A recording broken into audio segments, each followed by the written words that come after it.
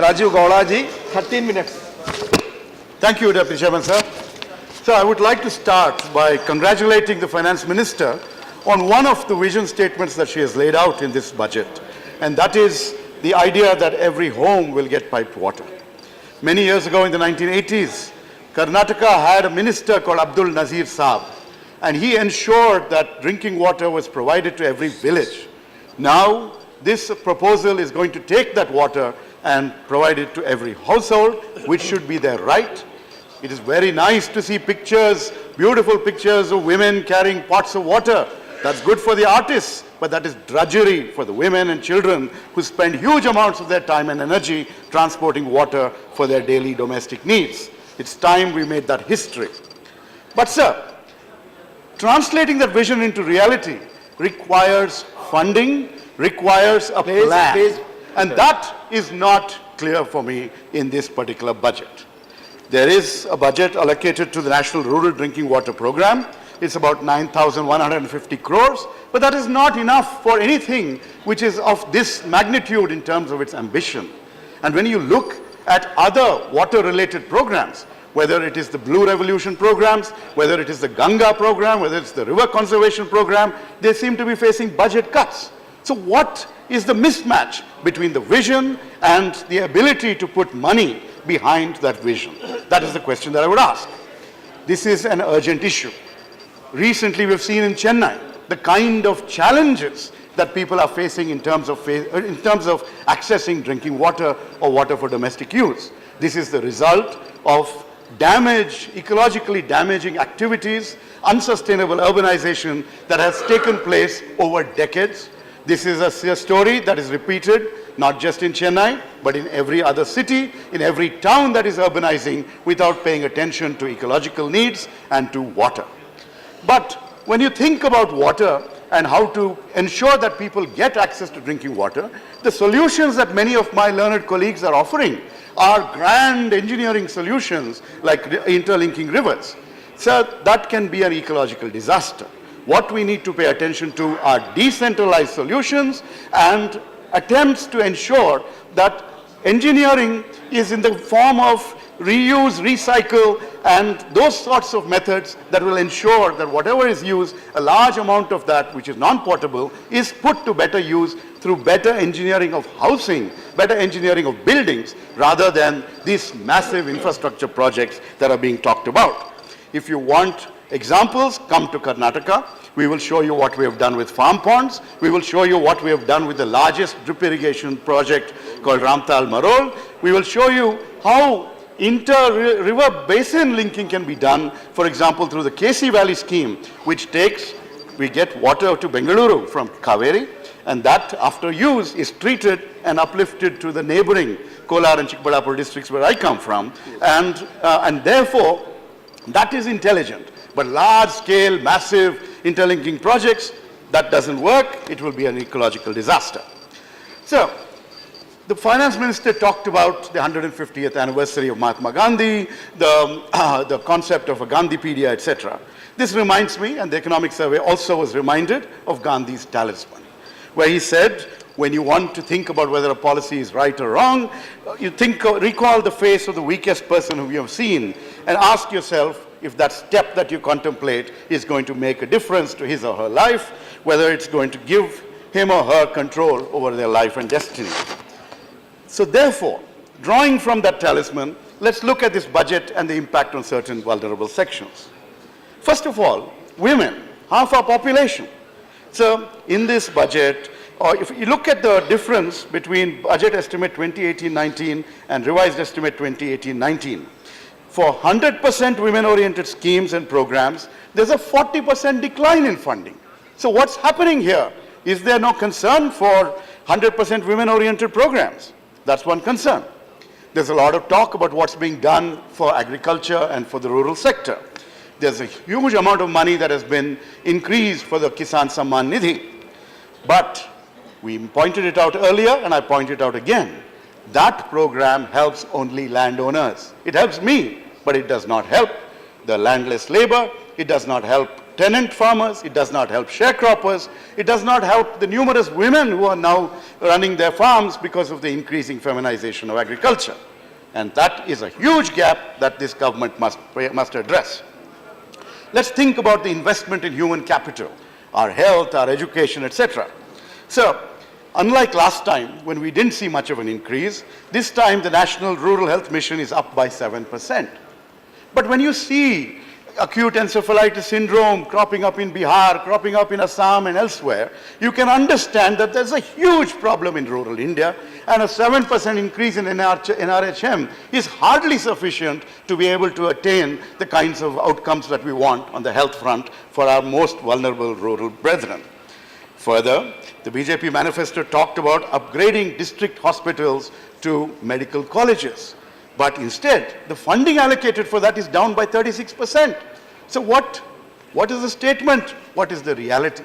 If district hospitals are upgraded, then you will see that they will serve as the foundation for high quality health care for every district and take good medical care to every part of India. On education, last year we spent a historic low of 2.6% of GDP, and this time we only see a marginal increase. We need a massive amount of funding if we want to achieve that demographic dividend that we keep talking about. And the emphasis has to be on quality, not just on quantity as well. And there, sir, the approach of the government is to try and game the international rating system by putting funds just to a few high-quality top institutions. But you need a transformation in quality. Today there's a story about plagiarism in PhDs. This is the sort of problem that is bedeviling our education sector, and a huge amount of resources. For example, the National Research Foundation that's being set up is a good step in that direction. It will incentivize good research, creation of original knowledge, and that's the kind of change that we need across the board to ensure that quality of education improves. I would also like to compliment the Minister on that vision of opening our doors to foreign students. Many years ago, about 15, 17 years ago, I had written an article in the New Indian Express called Vishwavidyalaya, where I had said Vishwavidyalaya means that education hub of the world. And that is something that I argued was very possible for India, and the Finance Minister has echoed the same in her budget speech. But for that to happen, for India to give Harvard and Oxford a run for their money, and we can, because we offer high quality education in English at a fraction of the cost of what it takes to go and study elsewhere in the world. But to provide that, we need to put in a lot more investment. We need to open up the doors to more players in the system without commercializing education. And I can assure you that if you engage with institutions like the Indian Institute of Management, Bangalore, where I used to teach, we have some experience in working with foreign students. We've had regular batches of exchange students who have come. I used to teach a course called Understanding India entirely to a group of foreign students in that class. So there is a lot that we can do. But the other side is that we spend billions of dollars in fees that are paid by our students who go abroad because they're not able to get enough quality education in our country. So there's a lot more that needs to be done at every level. I hope that new education policy will have suggestions which the government can implement in this particular context. Before I turn to the macroeconomy, I just want to flag two points. One on the defense allocation. So if you just look over the last decade or more, you will see that allocation to defense capital spending has been falling as a proportion of the defense budget. This is not a good sign when you want, more and more is being spent on pensions, on revenue expenditure, as we call it. And either we bring about dramatic reforms in defense, or we find a way to turn this around. Otherwise, our defense preparedness will be hit. And I come from the city of Bengaluru, and I know the amount of loss of GDP that has arisen because of unsustainable urban transport, because of the amount of time our most productive people spend in traffic jams, etc. So I would have loved to see much more emphasis on sustainable urban transport solutions. Every town and city that is growing, we need to put those solutions in now in a futuristic manner. We need to promote non-motorized transport. We need to change the way cities are designed, and we need to allocate more funds for projects like suburban rail and get the railway ministry to cooperate much more in ensuring that its tracks and its can be used to transport people in smaller regions rather than only on interstate transport. So turning to the macroeconomy, many of my senior colleagues have already talked about the slowdown that we are in the midst of. And it's very important that the government recognizes that we're in a slowdown. It is, every indicator. We have seen GDP sliding down. We've seen, I think Mr. Sibal talked about automobile sales being, at a 20-year low in this last quarter. So these are all signs that people are not spending. Consumption-driven growth will not happen across the board. It could be consumer staples, anything you look, everything is slowed down. We are on the verge of a recession, and it is time that we wake up and smell the coffee. So when you're in that kind of a situation, the assumptions about growth rates are very flawed, and I do not think that we are going to be anywhere close to achieving those goals. More than anything else, when things have slowed down, you might want to ask, where is this government going to get the money from, the revenue to do all this? It has been relying from day one on taxes on petroleum. And who do these taxes hurt? Those taxes and cesses are indirect taxes. They make goods and services costlier because of inflation. They hurt the poorest of the poor who face higher costs and because of this regressive move. The government also has had a great fondness for cesses. Kisan Cess, Swachh Bharat Cess, there's a huge cess pool of cess money that has been collected but has not been utilized for whatever purpose. And that is very, very inappropriate. We are a council of states, and every time the government uses a cess, it is ensuring that revenue is not shared with the state governments, and the state and center, the ratio of central revenue to of a share of the taxes overall, non-GST, is increasing over time compared to the states, and this is not a good thing. Where else will the government get its revenue from? It keeps saying disinvestment. What is its track record?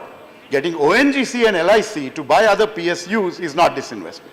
Only when the public goes out there and invests in what you're trying to sell, for example, Air India, are you close to anything that can be called disinvestment? You're going after RBI funds. You're going after foreign bonds. When this sort of a thing happens, make sure that the RBI is strengthened and that you don't take away its resources. 100%. It's already been hurt by demonetization. You're talking about foreign direct investment 100% across domains without rhyme or reason, because you're talking about opening the doors to foreign media. What's going on here? We want to know the logic behind each and every one of these agendas. And trying to say the private sector will step in with investment, not when you keep interfering in the market the way things are. You've been increasing taxes, increasing tariffs, increasing the decisions on how much of shareholding can be owned by promoters. And we keep saying we're the fastest growing economy. Yes, we are, but we are underperforming our potential, and that's something that we must bear in mind. Conclude, Rajeev. Over, sir. So let me just point out the previous NDA government was very much a name-changing government, but this time we have a big announcement government. 100 lakh crores for infrastructure. What we got was a committee instead. So like this, there are numerous state governments, especially run by the Congress, which have wonderful ideas. The ENAM you've already adopted. There's regulatory forbearance in Rajasthan. There's a Matrapurna scheme in Karnataka. There's so many that you can adopt and take forward. But finally, our finance minister quoted from our revolutionary social reformer, Basaveshwara. And I would also like to do so as I end my speech. One of his most famous sayings, Kadabeda, Kolabeda, Husiya Nudiyalu Beda. Do not steal, do not kill, do not lie. What does that mean in the context of a budget?